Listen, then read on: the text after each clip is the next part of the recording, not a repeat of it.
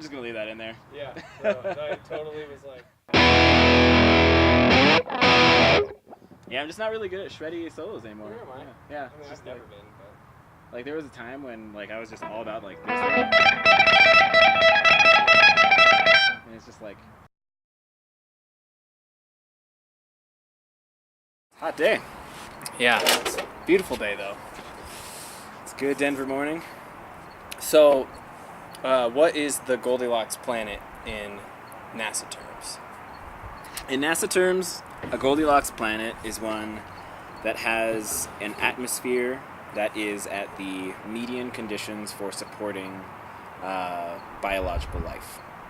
So it's not too hot, it's not too cold, it's got some water, it's got an atmosphere that has the right amount of oxygen, and voila. Right. You've got this like perfect zone. So basically where we are right now. Yeah. Okay, which is why we're outside. Yeah, we're outside enjoying this beautiful Goldilocks day.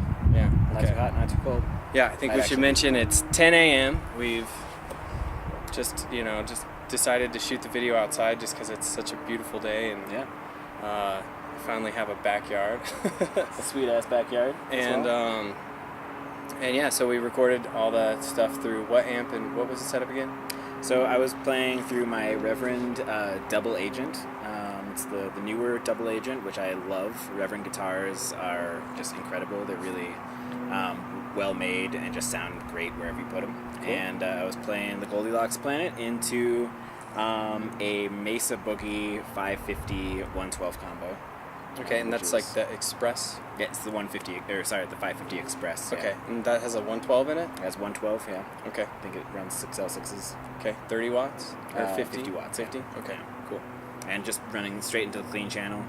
A lot of headroom and just distortion. So, cool.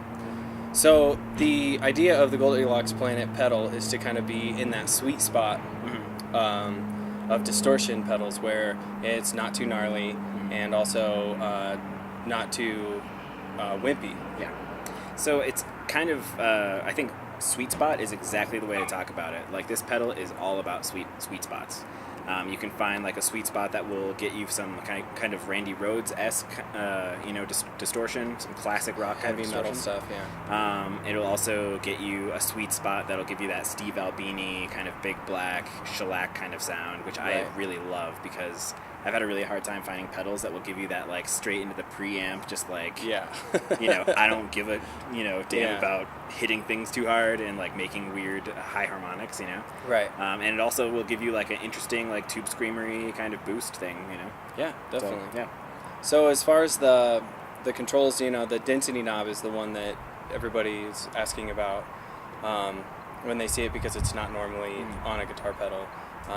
So what is that knob purpose? So the density knob is basically a high-pass filter. It is a passive high-pass filter. All the way to the right, it's letting through almost all of the low frequencies into the gain circuit. Okay.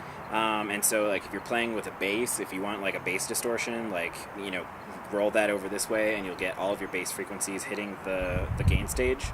As you Which roll, way was that? And that is all the way... Show the camera. That is all the way clockwise. All the way clockwise will get you like a lot of bass tones, a lot of like low rumble. And as you kind of roll it over counterclockwise, like right around the middle, you'll have like a really nice balanced guitar tone, which doesn't have too many lows or too many highs. And then as you roll even farther over to the left, you'll get like kind of a more high pass sound, a more jangly. And that's more on like kind of like a rat side of the circuit or something like that. Would that be a comparable pedal? Like I'm because I feel like every time I hear one of those pedals, it's not the same circuit, but what I'm saying is more of like because I feel like that pedal is relatively high pass and very like in your face. It is high super, frequency. Yeah, the Rat is super high pass, and so is the DoD 250 and the Distortion Plus. And when you get to like the left side of this knob, you'll get more of those kind of vintage, kind of early, op amp distortion tones. And the more you roll over here, the more like kind of girthy it'll get. Okay. So, and that just basically allows your the preamp to just get really, really thick or really thin, depending on what you want. Definitely. So in the playing, there was some, really nice, clean stuff, and it's just like the crackling, just like that very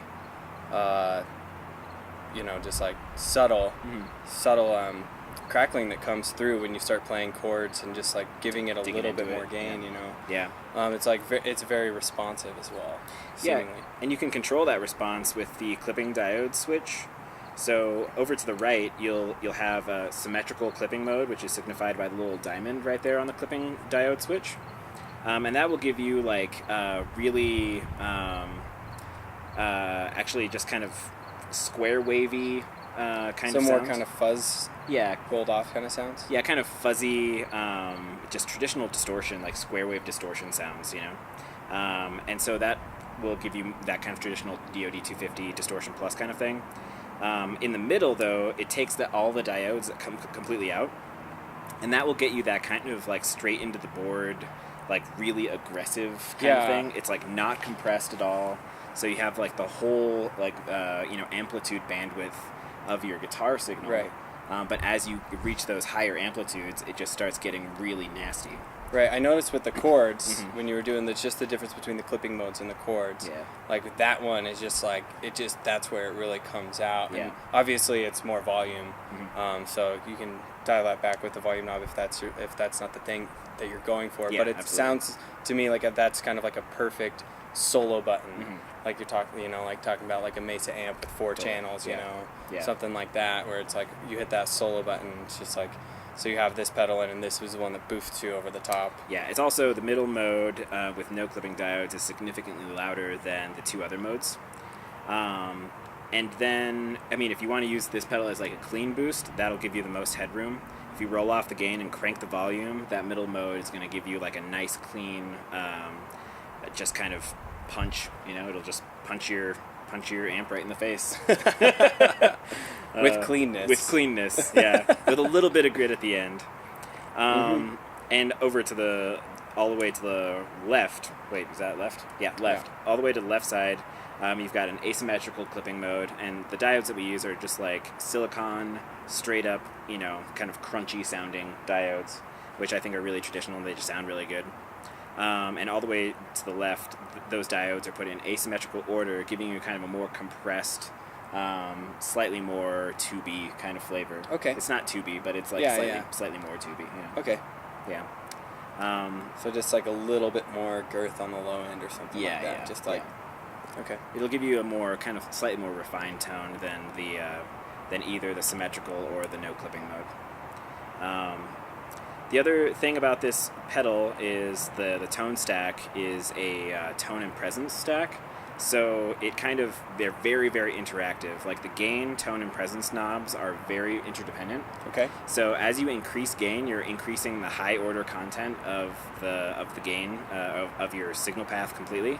So you can roll off the highs using tone as the gain increases, because the less gain you have, the less kind of high order harmonics and kind of high frequency stuff. The less exists. clipping that you have, exactly. The less high frequencies you're going to have. Yeah, exactly. Sure. So the more gain, kind of the less tone is kind of the ratio that sets up. But the cool thing is that the presence knob kind of removes the like nasally mid frequency stuff, so you can get kind of interesting like scooped sounds or like really nasally sounds depending on where tone and presence are. Kind of the way they work together. Yeah, totally. Yeah. Awesome. Cool. Well, thanks for making a rad pedal. Thanks. Yeah, this was really like a fun experiment in using analog parts and like really passive, kind of back to basics circuitry. And because it's all passive, or like all the tone stack and a lot of the parts are passive, like you get these really interesting sweet spots that are just not at all. They're not refined in the way that like really accurate technology is refined. You get really interesting analog kind of fragments that are just kind of rolling around in this thing that make your tone kind of gnarly and very interesting. Yeah, and I think one more thing we should say too is that the way that the reputation that WMD has for building pedals especially is kind of balls to the wall features and trying to just go as many, give you as much control over your tone as possible.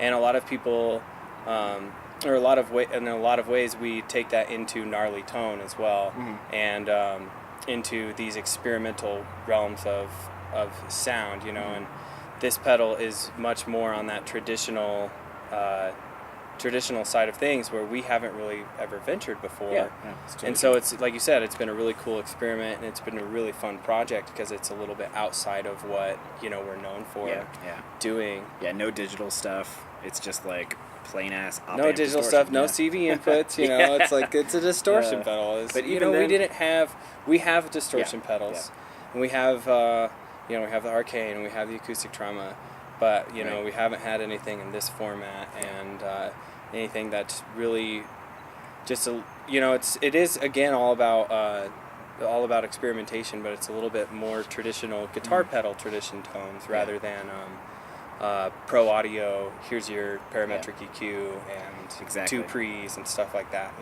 The cool thing about going back to basics is that the basics are never so basic. Like there's always like a lot of really interesting complexity and a lot of interesting stuff that you can do with very limited kind of circuitry and a very simple approach.